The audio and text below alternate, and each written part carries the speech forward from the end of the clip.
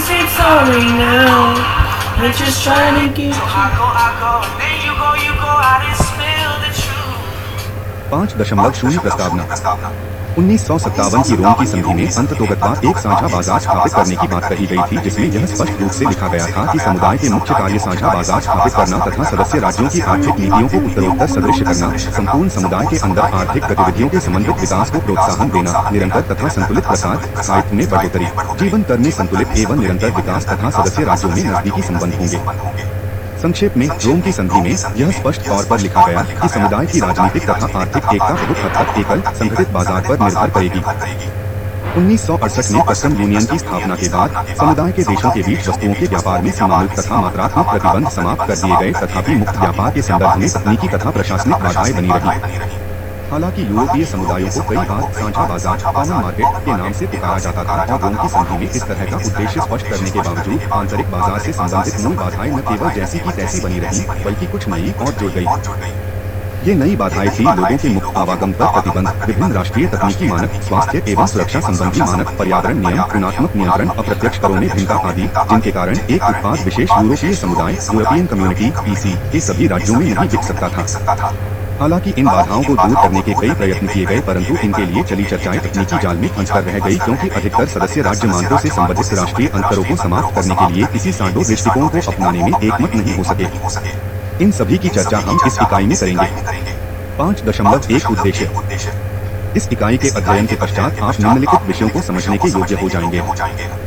एकल यूरोपीय बाजार की स्थापना को दिशा देने वाले कारक, एकल यूरोपीय बाजार की स्थापना से संबंधित विभिन्न रिपोर्ट तथा सिफारिशें, एकल यूरोपीय अधिनियम 1987 के मूल तथ्य, एकल यूरोपीय बाजार के मूल तत्व तथा प्रभाव और एकल यूरोपीय बाजार के प्रचलन में आने वाली बाधाएं।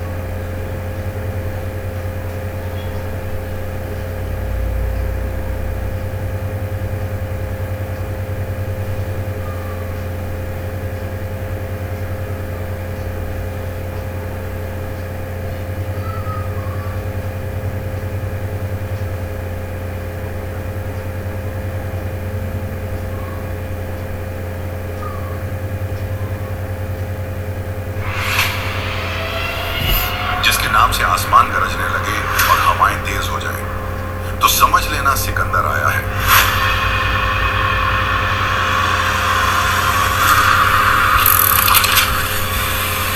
ये एक नाम नहीं, एक फौलाद है। उससे टकराना मतलब मौत को दावत देना। ही इज ए फायर, उससे उलझने की गलती मत करना।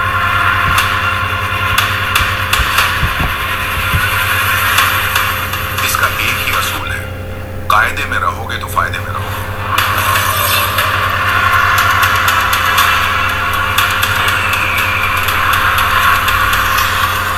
कौन है जो मेरे आदमियों को कुत्ते की तरह मार रहा है?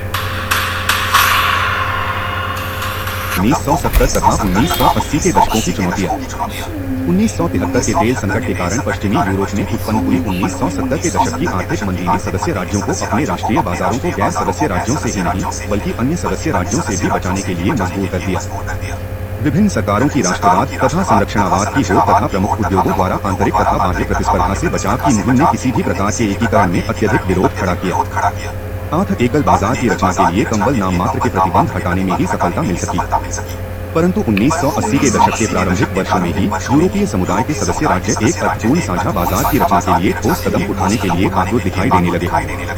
इस परिवर्तित दृष्टिकोण के कारण निम्नलिखित थे।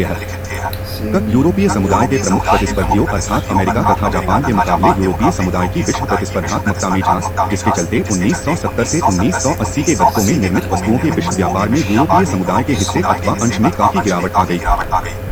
पूर्वी तथा दक्षिण पूर्व एशिया के नए औद्योगिक देशों न्यू इंडस्ट्रियलाइज्ड कंट्रीज निक्स से बढ़ती हुई प्रतिस्पर्धा, जिसके कारण यूरोपीय समुदाय तथा एशिया के नए औद्योगिक देशों के बीच 1980 के दशक में नकारात्मक व्यापार संतुलन दुगना हो गया।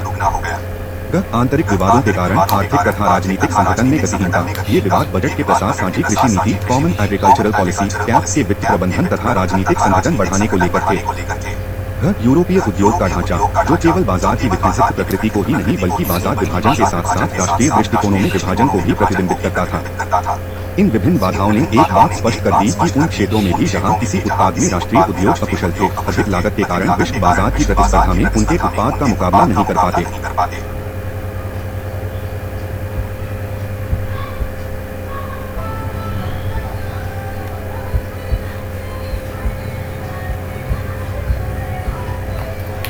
सन 1970 से आरंभ हुआ घटिया तथा गिरते हुए आर्थिक निष्पादन का दशक तथा बेरोजगारी में निरंतर बढ़ोतरी, जिन्होंने सरकारों को राष्ट्रीय एवं यूरोपीय समुदाय के स्तर पर संरक्षणात्मक नीतियां लागू करने के लिए अत्यधिक राजनीतिक दबाव डाला। जब यूरोपीय शोध तथा विकास के प्रभावशाली उपयोग तथा वाणिज्यीकरण का अभाव जो अधिकतर राष्ट्रीय दरारों में बेटा हुआ था। इसके अतिरिक्त यूरोपीय समुदाय की कंपनियों के पास बाजार तथा प्रयोगशाला के बीच की खाई को पाटने के लिए संसाधनों तथा नवीनीकरण योग्यता का अभाव था, जिनके कारण वे छोटे राष्ट्रीय बाजारों पर निर्भर थे तथा जहां शोध कार्यों को व्यर्थ में दोहराया जा रहा था। यूरोपीय समुदाय के अंदर यह भावना घर करने लगी कि यदि पश्चिम यूरोप ने तुरंत कदम नहीं उठाए तो यह विश्व व्यापार में उत्तरी अमेरिका तथा सुदूर पूर्वी देशों से काफी पीछे रह जाएगा। ऐसा अनुभव किया गया कि केवल 32 करोड़ लोगों का एक ऐसा एकल यूरोपीय बाजार ही जो उत्पादन, शोध तथा नवीनीकरण के स्तरों पर मितव्ययता लाने के योग्य हो और जो उद्योगकर्ताओं, चाहे वे छोटे हो या बड़े, अनावश्यक दोहरे नियमों से मुक्त करे, एक ऐसा वातावरण प्रदान कर सकता है जो यूरोप के समक्ष चुनौतियों का सामना कर सकेगा। 5.3 आयोग श्वेत पत्र, जून 1985। जैसे ही व्यावसायिकों, अर्थशास्त्रियों, राष्ट्रीय राजनीतिज्ञों तथा यूरोपीय संसद के सदस्यों को यह अनुभव होने लगा कि यूरोप का पुनरुत्थान एक महाद्वीपीय बाजार के निर्माण में ही है, विभिन्न देशों के अध्यक्षों तथा सरकारों ने पूर्ण तथा एकीकृत आंतरिक बाजार की प्रक्रिया संपन्न करने की बार-बार घोषणा की। 1985 में उन्होंने यूरोपीय आयोग को इस दिशा में ठोस प्रस्ताव रखने के लिए कहा ताकि 1992 तक इस उद्देश्य को पूरा किया जा सके। एकल यूरोपीय बाजार, सिंगल यूरोपियन मार्केट का मुख्य वास्तुकार, आर्किटेक्ट, यूरोपीय कमीशन का अध्यक्ष जैक्स डिवॉरस, जैकीस डीलियस था।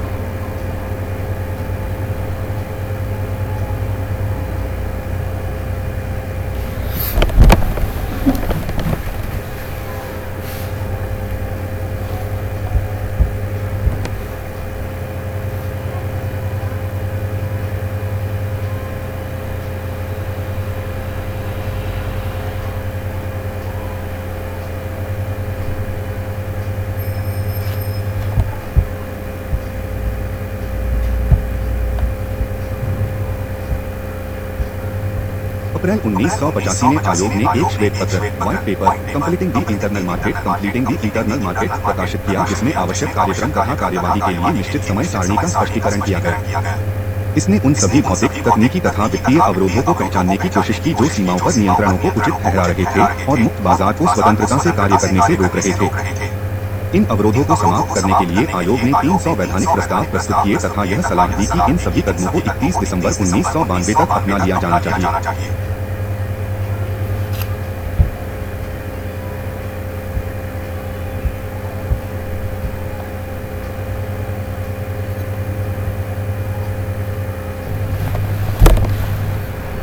अप्रैल 1985 में आयोग ने एक श्वेत पत्र, white paper, completing the internal market श्वेत पत्र ने प्रत्येक अवरोध को हटाने के परिणामों की रूपरेखा प्रस्तुत की तथा उन सभी आवश्यक अनुवर्ती कार्यवाहियों का भी खुलासा किया जिससे विभिन्न अवरोधों की समाप्ति का कार्य समन्वित तरीके से बने। श्वेत पत्र ने उन सभी पूरक कार्यवाहियों की भी रूपरेखा प्रस्तुत की जो समुदाय के अन्य क्षेत्रों की नीतियों के लिए आवश्यक होगी ताकि अवरोधों को समाप्त करने का यह अभियान किन्हीं अन्य क्षेत्रों के अवरोधों जैसे भिन्न पर्यावरण मानक के कारण खतरे में न पड़ जाए, नहीं यह समुदाय स्तर पर प्रभावशाली प्रतिस्पर्धा नीति के अभाव में विकसित हो। यह समुदाय के अंदर सामाजिक सुरक्षा की भिन्न श्रेणियों के कारण जो क्षेत्रीय विकास में विषमताएं बढ़ाती है अथवा एक असंबद्ध विदेशी संबंध नीति के कारण प्रतिकूल ढंग से प्रभावित हो। श्वेत पत्र के तीसरे अध्याय में सीमाओं पर नियंत्रण के दृष्टिकोण पर विस्तार से चर्चा की गई।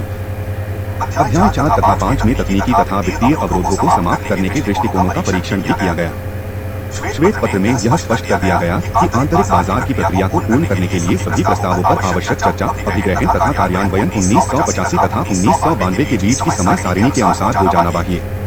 आयोग का विचार था कि समुदाय के स्तर पर आवश्यक कानून निर्माण का कार्य प्रारंभिक वर्षों में पूरा हो जाना चाहिए तथा विभिन्न सदस्य देशों को आवश्यक कार्यान्वयन कानून बनाने के लिए कम से कम 2 वर्ष का समय दिया जा सके।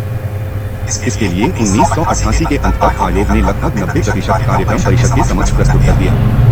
अप्रैल 1990 तक आंतरिक बाजार कार्यक्रम का पूर्व वैधानिक चरण प्री-लेजिस्लेचर फेज पूरा हो गया और आयोग ने अपना आखिरी प्रस्ताव परिषद को सौंप दिया। दिसंबर 1990 तक परिषद ने 200 प्रस्ताव के बारे में या तो निर्णय ले लिया था अथवा साझी सहमति हो चुकी थी। तथापि समुदाय के बहुत सारे कानूनों को विभिन्न देशों के राष्ट्रीय कानूनों में परिवर्तन करने की आवश्यकता थी तथा उन कानूनों का सख्ती से कार्यान्वयन करने की भी जरूरत थी।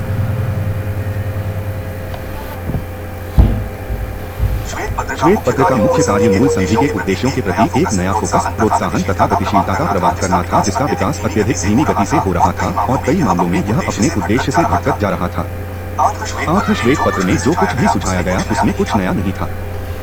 इसे केवल मंत्रिपरिषद के फैसलों का इंतजार था। नुकेन्स पृष्ठ 299। 5.4 सचीनी रिपोर्ट।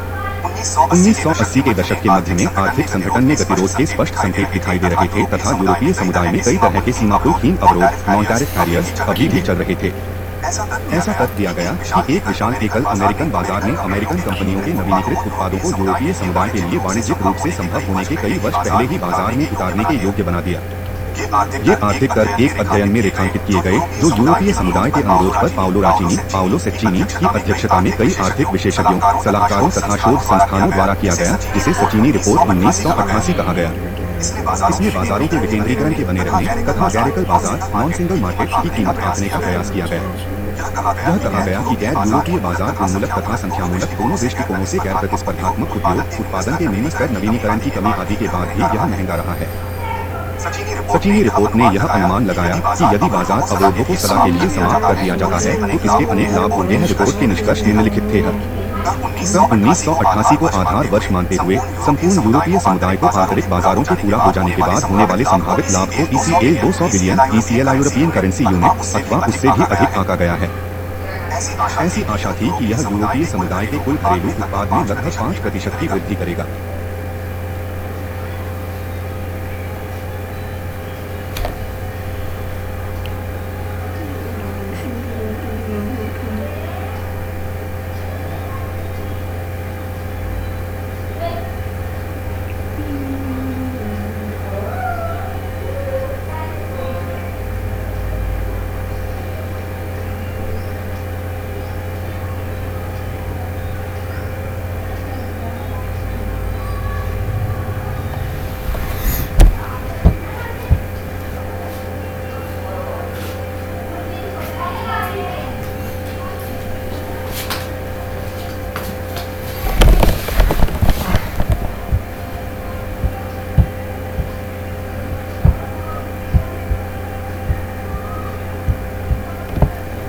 सन 1988 को आधार वर्ष मानते हुए संपूर्ण यूरोपीय समुदाय को आंतरिक बाजारों के पूरा हो जाने के बाद होने वाले संभावित लाभ को ECL 200 billion ECLI European currency unit अथवा उससे भी अधिक आंका गया है। ऐसी आशा थी कि यह यूरोपीय समुदाय के कुल घरेलू उत्पाद में लगभग 5% की वृद्धि करेगा। ऐसा अनुमान लगाया गया कि मध्यम अवधि के दृष्टिकोण से यूरोपीय समुदाय के बाजार संगठन से उपभोक्ता कीमतों में औसतन 6% की गिरावट आएंगी तथा उत्पादन में वृद्धि होगी, रोजगार तथा जीवन स्तर में भी बढ़ोतरी होगी। यह भी अनुमान लगाया गया कि सार्वजनिक क्षेत्र की कीमतों के दृष्टिकोण से यह सकल घरेलू उत्पाद में 22% की वृद्धि करेगी तथा दूसरे देशों के साथ यूरोपीय समुदाय के व्यापार में सकल घरेलू उत्पाद ग्रोस डोमेस्टिक प्रोडक्ट रेट में प्रतिशत की वृद्धि देखने की मिलेगी। यह सीमाओं की औपचारिकता की सीधी लागत के बारे में निजी तथा सार्वजनिक क्षेत्रों की प्रशासनिक लागत को मिलाकर अनुमान लगाया गया कि यह समुदाय के अंदर खरीदे बेचे जाने वाले सामान के कुल मूल्य का लगभग 1.8% होगी। इसमें संपूर्ण आंतरिक बाजार के लिए उद्योगों के अन्य अंतरोधों की कीमत जैसे प्रत्येक राज्य के उत्पादों के उत्पादन तथा विपणन के भिन्न राष्ट्रीय तकनीकी नियमन जो लगभग कंपनी की कुल लागत के करीब 2% थे भी जोड़ दी गई। आखिर इन सबको मिलाकर ही उद्योगों की मूल्य वृद्धि में लगभग 35% का फायदा साफ दिखाई दे रहा था।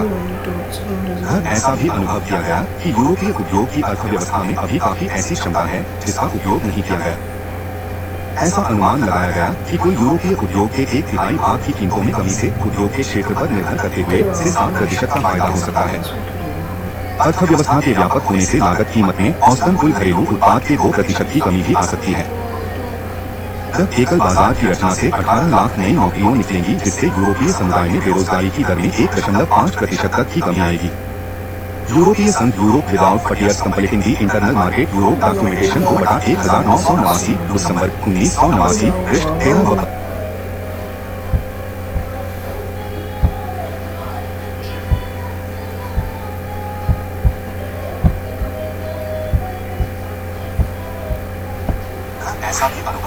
ऐसा भी अनुभव किया गया कि यूरोपीय उद्योग की अर्थव्यवस्था में अभी काफी ऐसी क्षमता है जिसका उपयोग नहीं किया गया। ऐसा अनुमान लगाया गया कि कुल यूरोपीय उद्योग के 1/3 भाग की कीमतों में कमी से उद्योग के क्षेत्र पर निर्भर करते हुए से 7% का फायदा हो सकता है। अर्थव्यवस्था के व्यापक होने से लागत कीमत में औसतन कुल घरेलू उत्पाद के 2% की कमी भी आ सकती है। एकल बाजार की रचना से 18 लाख नई नौकरियां निकलेंगी, जिससे यूरोपीय समुदाय में बेरोजगारी की दर में 1.5% तक की कमी आएगी। यूरोपीय संघ Europe without borders completing the internal market Europe documentation 2/1989 Luxembourg 1989 पृष्ठ 13 व 15। यह तथ्य भी दिया गया कि निरंतर प्रतिस्पर्धा से कीमतों में कमी आएगी, मांग, उत्पादन, पैदावार, शोध एवं विकास में वृद्धि होगी तथा नई नौकरियों की व्यवस्था होगी। हालांकि कई अर्थशास्त्री ने सचिनी रिपोर्ट की इस आधार पर आलोचना की कि इसने लाभों को बढ़ाकर पेश किया है, परंतु इस रिपोर्ट के प्रकाशित होने के बाद एकल बाजार को पूरा करने के लिए बड़ी विस्तृत चर्चा ने औपचारिक संगठन के प्रयत्नों को और आगे बढ़ाने के शक्तिशाली उत्प्रेरण कैटलिस्ट का कार्य किया। 5.5 एकल यूरोपीय अधिनियम 1987 1966 की बैठक में स्वीकार किया कि एकल बाजार की स्थापना के लिए अपनाए जाने वाले वैधानिक उपाय तब तक सफल नहीं होंगे जब तक यूरोपीय समुदाय के निर्णय निर्माण के नियमों को संशोधित नहीं किया जाएगा। इस तथ्य तथा इस एहसास ने कि संधि संबंधित कुछ अन्य मामलों में भी संबोधन की आवश्यकता है। एक अंतर सरकारी conference inter governance conference IGC की स्थापना करने पर मजबूर किया, जो इन संधि संबंधी सुधारों के बारे में समझौता करके उन्हें तैयार करेगी। अंतर सरकारी कानून ने जून 1985 में अपना कार्य आरंभ किया तथा सभी सलाह मशवरे वर्ष के अंत तक पूरे कर लिए। दिसंबर 1985 में लक्जमबर्ग में सरकारों तथा राज्यों के अध्यक्षों के शिखर सम्मेलन में सभी सदस्य राज्यों ने एकल यूरोपीय अधिनियम सिंगल यूरोपियन एक्ट सी को स्वीकार कर लिया, जिस पर फरवरी 1986 में औपचारिक तौर पर हस्ताक्षर किए गए। परंतु यह जुलाई 1987 से पहले लागू नहीं हो सका क्योंकि आयरलैंड में अनुमोदन संबंधी कुछ मुश्किलें आ गई। एकल यूरोपीय अधिनियम रोम की संधि में सबसे बड़ा पहला संबोधन था। पश्चिमी यूरोप की व्यापार प्रक्रिया में इसे एक महत्वपूर्ण मोड़ माना जाता है। एकल यूरोपीय अधिनियम के प्रमुख प्रावधान निम्नलिखित थे। एकल यूरोपीय अधिनियम में आंतरिक बाजार की स्थापना तथा कार्यों से संबंधित लिए जाने वाले निर्णयों के लिए पुरानी संधि की सर्वसम्मति की शर्त को सीमित बहुमत मतदान क्वालिफाइड मेजॉरिटी वोटिंग QMV में बदल दिया, जिसके कारण निर्णय प्रणाली एक जटिल तथा लंबी प्रक्रिया बन गई थी तथा इसने विकास की गति को सबसे धीमे राज्य के साथ जोड़ दिया था। मंत्रिपरिषद में सीमित बहुमत मतदान की प्रक्रिया लागू होने के बाद सुधारीकरण के रास्ते में यूरोपीय समुदाय के छोटे सदस्य देशों द्वारा बाधाएं खड़ी किए जाने की संभावना पर रोक लगा दी। परिणाम स्वरूप अब बड़े देश ब्रिटेन, फ्रांस, जर्मनी आदि कुछ अन्य देशों के साथ मिलकर एकल बाजार के कार्यान्वयन से संबंधित कदमों को आगे बढ़ाने में महत्वपूर्ण भूमिका निभा सकते थे।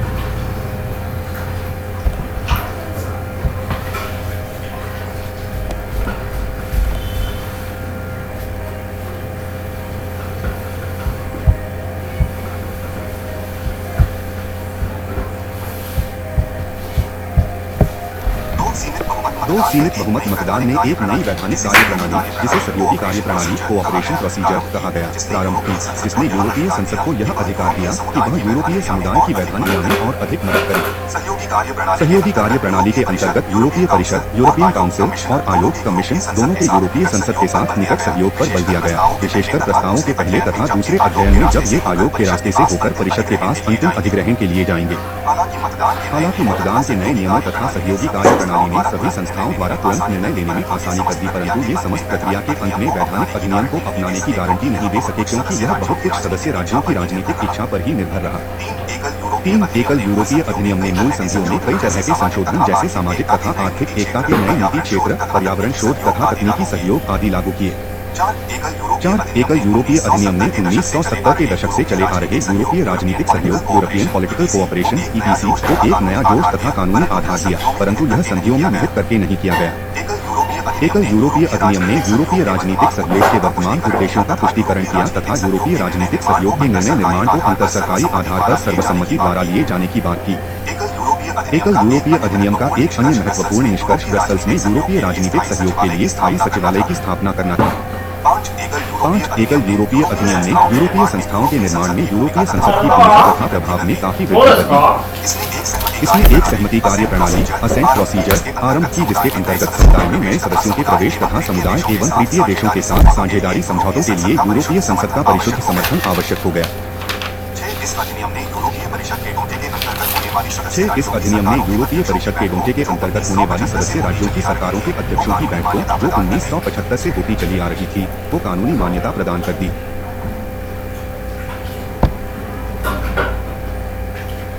प्रोसीजर कहा गया प्रारंभ की, जिसने यूरोपीय संसद को यह अधिकार दिया कि वह यूरोपीय समुदाय की वैधानिक प्रक्रिया में और अधिक मदद करे।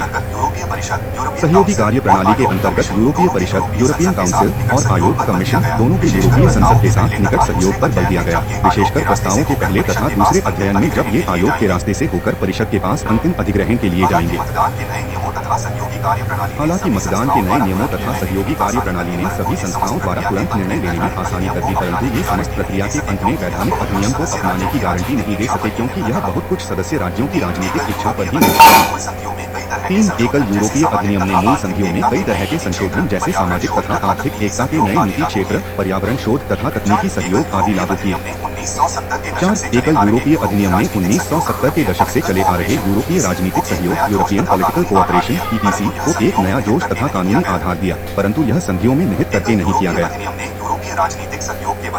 एकल यूरोपीय अधिनियम ने यूरोपीय राजनीतिक सहयोग के वर्तमान उद्देश्यों का पुष्टिकरण किया तथा यूरोपीय राजनीतिक सहयोग के निर्णय निर्माण को अंतर सरकारी आधार पर सर्वसम्मति द्वारा लिए जाने की बात की। एकल यूरोपीय अधिनियम का एक अन्य महत्वपूर्ण निष्कर्ष ब्रसेल्स में यूरोपीय राजनीतिक सहयोग के लिए स्थायी सचिवालय की स्थापना करना था। 5 एकल यूरोपीय अधिनियम ने यूरोपीय संस्थाओं के निर्माण में यूरोपीय संसद की भूमिका तथा प्रभाव में काफी वृद्धि कर दी।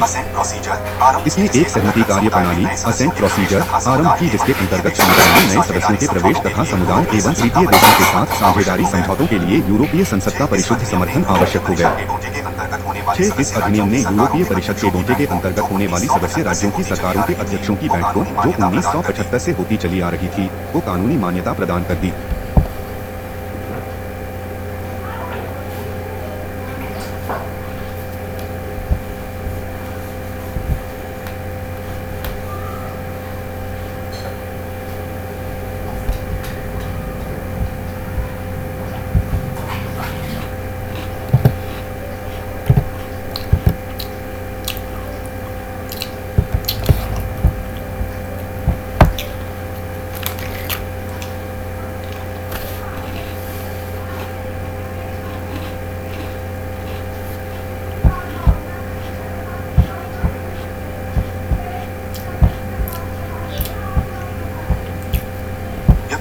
आवागम का अर्थ था कि कोई भी व्यक्ति अथवा कंपनी सदस्य राज्यों के किसी भी क्षेत्र में जाकर अपना व्यक्तियों के मुक्त आवागम का अर्थ था कि कोई भी व्यक्ति अथवा कंपनी सदस्य राज्यों के किसी भी क्षेत्र में जाकर अपना व्यवसाय स्थापित कर सकते थे।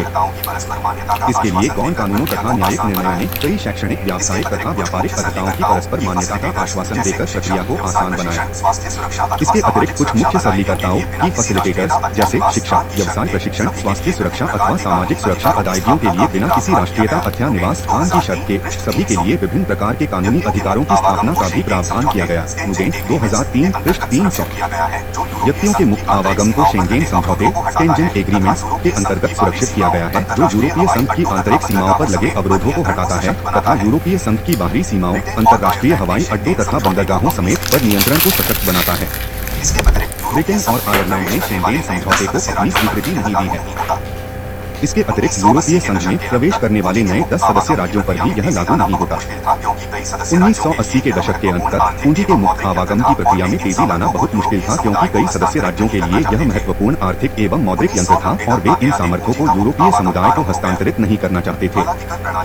1990 तक आते आते पूंजी का मुक्त आवागम आरंभ हो गया। हालांकि कर प्रणाली की दरों तथा बैंकिंग से संबंधित कानूनों में अभी पूरी तरह से समन्वय नहीं हो सका।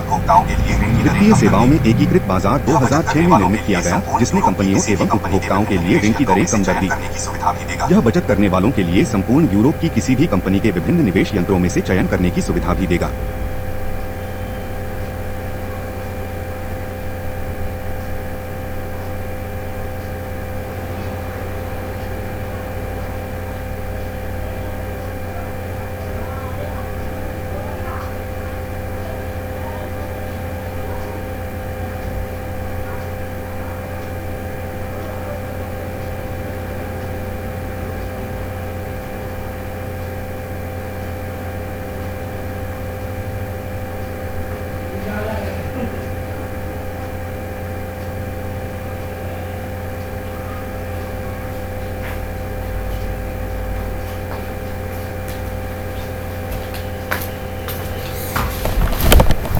0.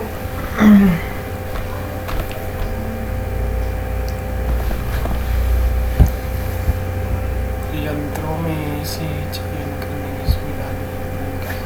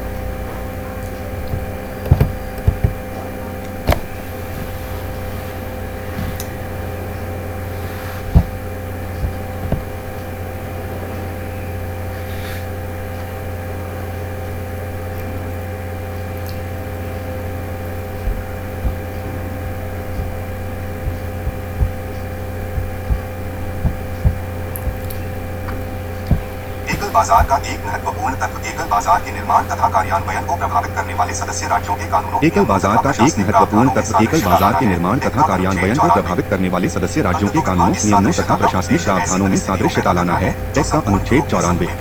अंततोगत्वा इस सादृश्यता का उद्देश्य ऐसी परिस्थितियों पैदा करना है जो संपूर्ण यूरोपीय संघ में व्यक्तियों, वस्तुओं, सेवाओं तथा पूंजी के लिए समरूप व्यवहार को प्रोत्साहित करे तथा उसमें वृद्धि करे। पृष्ठ 302 एकल बाजार मुख्यतः प्रतिस्पर्धा तथा नियामक सत्ताओं द्वारा वस्तुओं और सेवाओं के मुक्त आवागमन के न्यूनतम स्तर का आध्यासन देने पर निर्भर करता है। यूरोपीय संघ की प्रतिस्पर्धा नीति के मूल नियम टैक्स के अनुच्छेद 81 से 89 में वर्णित किए गए हैं। इन प्रावधानों का संबंध मूलतः प्रमुख व्यापारिक स्थितियों, राज्य के अनुदान तथा प्रतिबंधक प्रक्रियाओं से है, क्योंकि एक प्रभावशाली प्रतिस्पर्धा नीति एक मुक्त एवं एकीकृत बाजार की समर्थक है। आर्थ यूरोपीय आयोग ने हाल ही में एक दोहरी नीति अपनाई है, जहां एक तरफ यह प्रत्यक्ष अनाचार के मामलों की सक्रियता से जांच करता है, वहीं यह प्रतिस्पर्धा नीति के आधार में वृद्धि करने वाले कानूनों को तुरंत स्वीकृति दे देता है। पृष्ठ 303 आवागम की 4 स्वतंत्रताओं, वस्तुओं, सेवाओं, व्यक्तियों तथा पूंजी को कई अन्य समर्थक नीतियों के माध्यम से सुदृढ़ किया गया है। उदाहरण के लिए यूरोपीय संघ की अविश्वास नीति, एंटी ट्रस्ट पॉलिसी के अधीन कंपनियों को आपस में कीमतें निश्चित करने अथवा बाजार बांटने पर प्रतिबंध लगा दिया गया है। एक सदस्य राज्य के नागरिकों को दूसरे राज्य में आवागम को भी आसान बना दिया गया है। इस प्रकार के विभिन्न देश एक दूसरे की शैक्षणिक तथा व्यावसायिक योग्यताओं को मान्यता देते हैं। इस प्रकार के अवरोधों को समाप्त करके तथा राष्ट्रीय बाजारों को खोलने से अधिकतर कंपनियों की परस्पर प्रतिस्पर्धा संभव हो सकी है। इससे उपभोक्ताओं के लिए केवल कीमतों में ही कमी नहीं हुई है, उनके पास वस्तुओं एवं सेवाओं के विकल्प भी अब अपेक्षाकृत अधिक हैं। नतीजे जिसे यूरोपीय आयोग द्वारा रोकना जरूरी होगा। आंतरिक बाजार के पूरा हो जाने के बाद सदस्य राज्य कई आर्थिक नीति के यंत्रों से वंचित हो जाएंगे तथा यह अभी तक आश्रित आर्थिक गतिविधियों का महाद्वीपीय प्रतिस्पर्धा के सामने भंडाफोड़ कर रख देगी। सार्वजनिक स्तर पर यह कुछ हस्तक्षेपों की मनाही अथवा संबंधित प्रावधानों को मानने की बाध्यता को जन्म दे सकती है, जो सार्वजनिक नीति की स्वायत्ता को सीमित करती है। निजी स्तर पर सुरक्षित क्षेत्रों के यूरोपीकरण में तेजी से वृद्धि होगी। अंतर यूरोपीय आयोग व्यापार तथा निवेश का तकनीकी तथा कानूनी ढांचा, तकनीकी नियम, मानक, पेटेंट, ट्रेडमार्क, विलय आदि समुदाय के स्तर पर स्थानांतरित कर दिया जाएगा। जेक्यू स्पेल्कमेंस, पृष्ठ 366।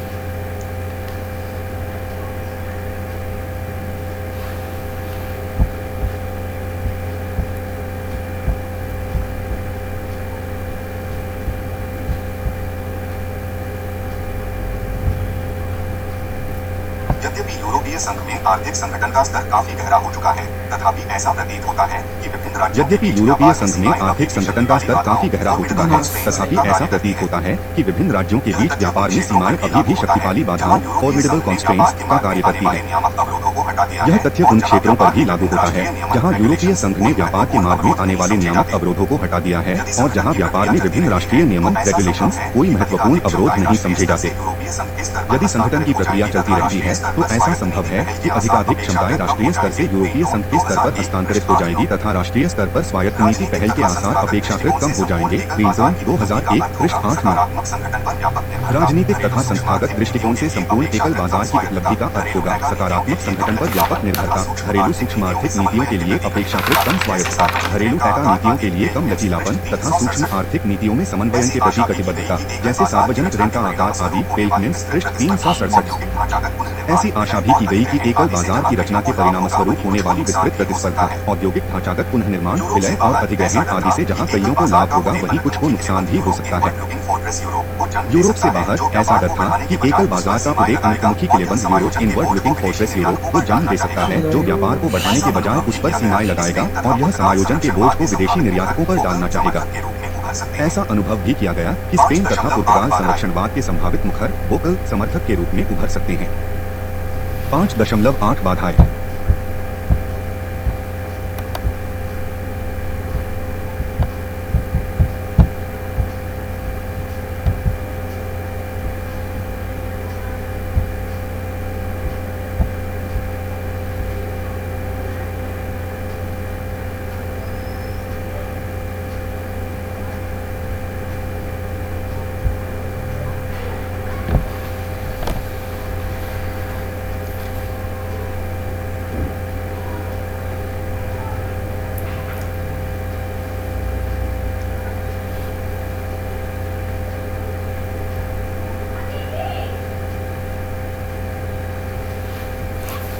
早く起きなさい。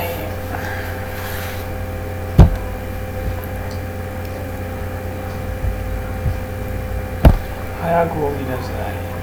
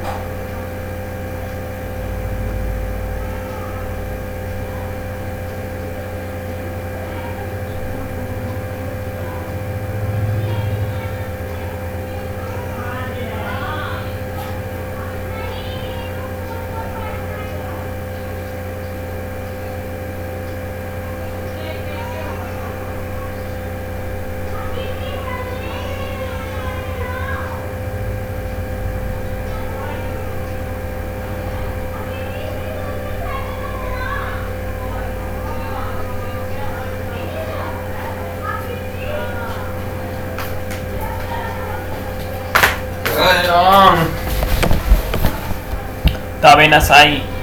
飲みなさい。この番号を食べなさいが。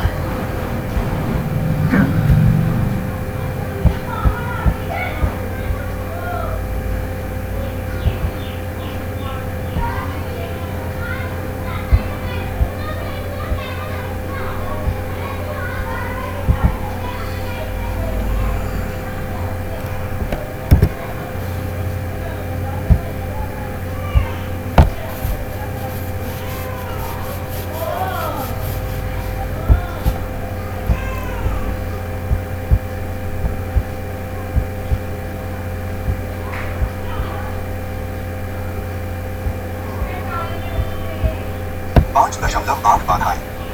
एकल यूरोपीय बाजार की स्थापना की दिशा में सार्वत्रिक विकास के बावजूद 5.8 बाधाएं। संगठित बाजार में एकल यूरोपीय बाजार की स्थापना की दिशा में सार्वत्रिक विकास के बावजूद एक पूर्णतया मुक्त एवं संगठित बाजार में 3 प्रकार की बाधाएं हैं। पहले प्रकार की अस्पष्ट परंतु अत्यधिक महत्वपूर्ण बाधाएं ऑब्स्टैकल्स विभिन्न संस्कृतियों, प्रथाओं, भाषाओं तथा भिन्न ऐतिहासिक अनुभवों से संबंधित है, जिन पर धीरे धीरे विजय पाई जा रही है। दूसरे, ये सदस्य राज्यों से जो अभी भी अपने राष्ट्रीय हितों के प्रति सजग है, एकल बाजार के विशिष्ट पक्षों को अपनाने अथवा उनके विकास में बाधा डालते नजर आ रही हैं। तीसरे, सामान्यतः यह भी स्वीकार किया जाता है कि यूरोलैंड एकल मौद्रिक तथा विनिमय दर नीतियों में कुछ सदस्य राज्यों की गैर भागीदारी, सार्वजनिक, साझी, क्षेत्रीय, सामाजिक, पर्यावरण संबंधी, परिवहन तथा उपभोक्ता नीतियों का आंशिक विकास, निगमों की प्रत्यक्ष कर व्यवस्था में विभिन्नता, ये कुछ ऐसे कारक है जो कभी भी एकल बाजार परियोजना का औपचारिक तौर से हिस्सा नहीं बन पाए, परंतु जो संपूर्ण बाजार संगठन में बाधाओं का काम करते रहे हैं। नुगेंट पृष्ठ 304 से 305। 5.8 सेवाओं से संबंधित निर्देश। सेवाओं के व्यापार में अंतर यूरोपीय संघ का स्तर काफी नीचा है, लगभग 20%। हालांकि सेवा क्षेत्र यूरोपीय संघ की आर्थिक गतिविधियों का 2/3 भाग है तथा लगभग 70% कामगार इसी क्षेत्र में कार्यरत हैं। मुक्त आवागम के सिद्धांत में निहित स्वार्थी हितों, जो वाणिज्यिक अथवा मजदूर संघों के हो सकते हैं, को उपभोक्ताओं के उत्पाद की पूरी रेंज तथा सेवाओं के स्तर तक पहुंच, जो अन्य सदस्य राज्यों में उपयुक्त माने जाते हैं, से वंचित रखने की योग्यता को लगभग समाप्त कर दिया है।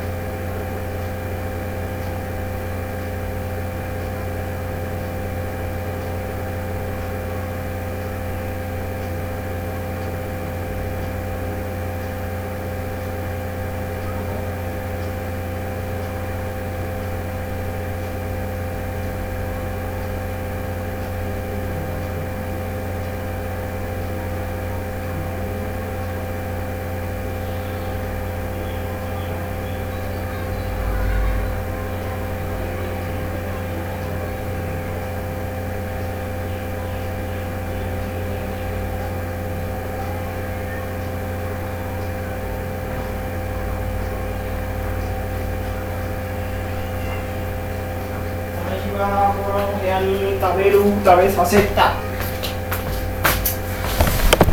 हाँ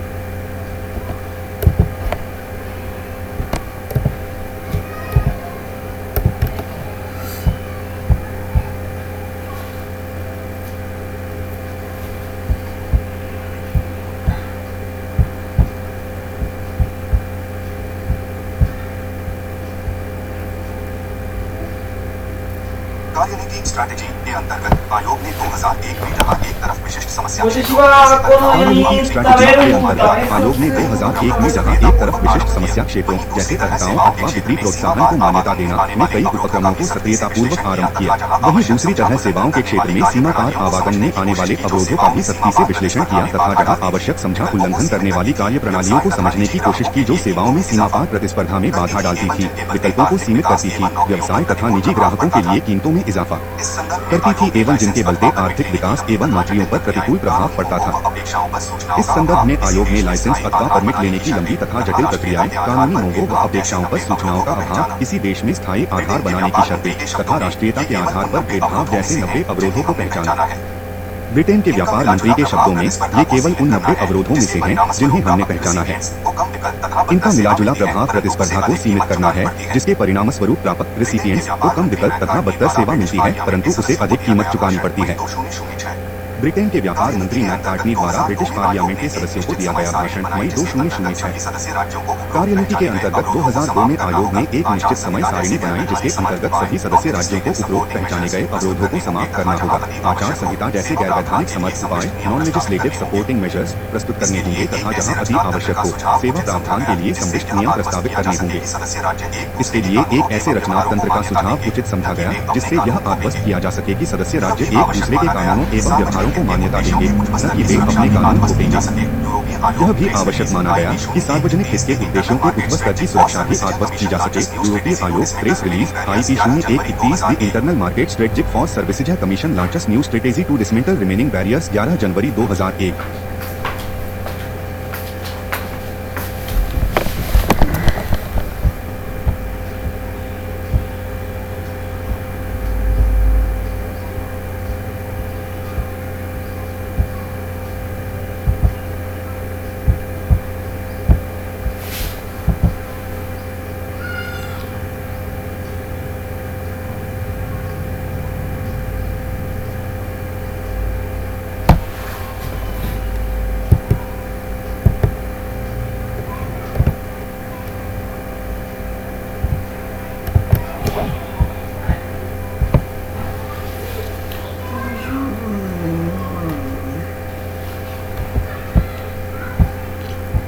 सामाजिक सुरक्षा के उच्च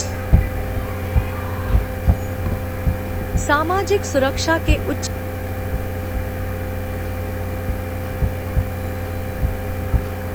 सामाजिक सुरक्षा के उच्च मानदंडों वाले राज्यों के लिए सेवा निदेश एक चिंता का विषय था। उन्हें डर था कि सामाजिक सुरक्षा के उच्च मानदंडों वाले राज्यों के लिए सेवा निदेश एक चिंता का विषय था। उन्हें डर था कि सस्ती विदेशी कंपनियों उनकी घरेलू कंपनियों को मात दे देगी। यह भी डर था कि यह निदेश बरसों पुरानी सामूहिक समझौता प्रक्रिया को न्यायालय की तरफ मोड़ देगा जहां भी सेवा कंपनियों को ऐसा अनुमय होगा कि उनके साथ अनुचित भेदभाव हो रहा है। वे कंपनियां तथा मजदूर संघ जिन्हें उच्च वेतन निम्न प्रतिस्पर्धा के वातावरण में काम करने की आदत पड़ी हुई थी, इस बात से चिंतित थे कि प्रतिस्पर्धा से उनके वेतन में कमी आ सकती है।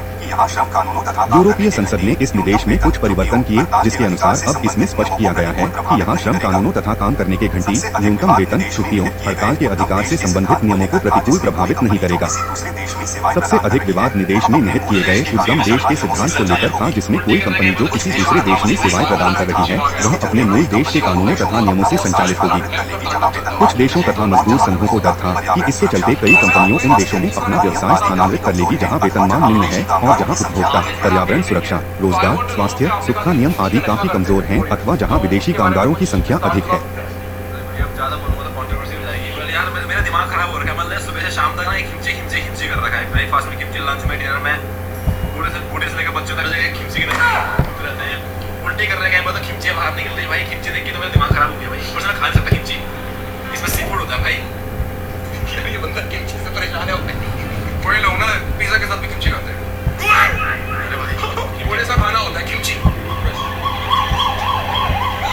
भाई। अब जो ना ज्यादा हो जाएगा भाई भाई। तथा जर्मनी दो ऐसे अगवा देश थे जिन्होंने मार्च 2006 में सेवा निदेशों का विरोध किया। सदस्य राज्यों में फ्रांस तथा जर्मनी दो ऐसे अगवा देश थे जिन्होंने मार्च 2006 में सेवा निदेशों का विरोध किया, परंतु बाद में जर्मनी के चांसलर जला मर्कल की मिलीजुली सरकार ने अपने दृष्टिकोण में परिवर्तन किया तथा सेवा निदेशों से एक नए प्रपत्र अग्रीमेंट पर शीघ्र समझौता करने का अनुरोध किया।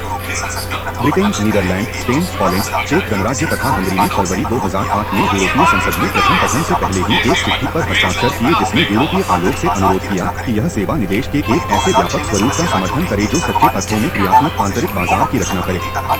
मई 2006 में सदस्य राज्यों ने एक सर्वमान्य स्थिति कॉमन पोजीशन को अपनी सहमति दी तथा नवंबर 2006 में द्वितीय पठन में यूरोपीय संसद ने निवेश को अपनी मंजूरी दी। तथापि इसके 2009 अथवा 2010 से पहले कानून बनने के आसार नहीं है, क्योंकि सभी सदस्य राज्यों द्वारा इसे अपने राष्ट्रीय कानून में परिवर्तित करने में लगभग 3 वर्ष का समय तो लग भी सकता है। यूरोपीय आयोग का अनुमान है कि उत्तरोत्तर प्रतिस्पर्धा के परिणामस्वरूप सेवा क्षेत्र उत्पाद गुणवत्ता में बढ़ोतरी से अंतर यूरोपीय संघ निर्यात में इजाफा होगा। इसी तरह दीर्घकालीन दृष्टिकोण से सेवाओं में सीमा पार व्यापार एवं निवेश के मुक्त आवागमन से नई नौकरियों पैदा होंगी, आर्थिक वृद्धि होगी तथा जनकल्याण की संभावनाएं बढ़ेगी। यूरोपीय आयोग के अनुमानुसार यह वृद्धि सकल घरेलू उत्पाद का 1.8% तथा नई नौकरियों में 25 लाख तक की बढ़ोतरी हो सकती है।